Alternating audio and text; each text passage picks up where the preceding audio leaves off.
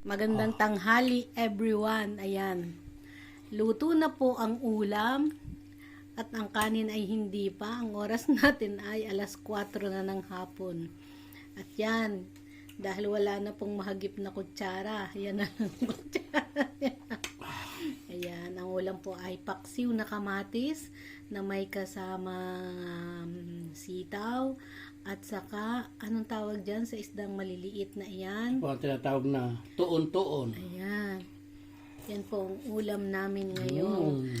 Hindi ko pwedeng sabihing tanghalian at hindi ko rin po pwedeng sabihing hapunan.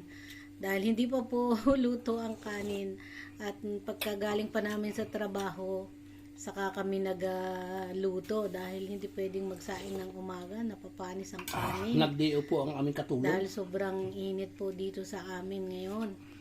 At ayan, hindi pa po luto yung kanin pero luto na yung paksiw. Kaya unahin na muna yung ulam, mamaya na lang yung kanin. At ang laki po ng kutsarang ginagawa. Dahil sa gutom, ang nakuha ay kawot. Ayan, grabe ang higo. Pero, ayan, kamatis lang po yan. Saka yung ilang pirasong sitaw. Ayan. At Mas saka, malaki pa po ang kamatis kaysa isda.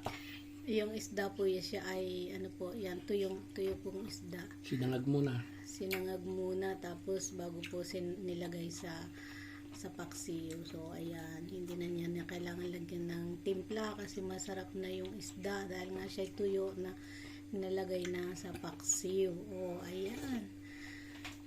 Ubus na. Itiran mo naman ako ng sabaw kasi hindi pa luto ang kanin. Busog na, wala pang kanin. Okay lang yan.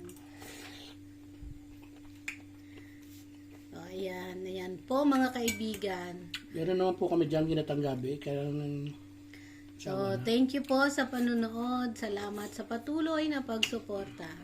Tara, magpaksiw muna tayo ng kamatis. Bye-bye. Ingat po kayong lahat.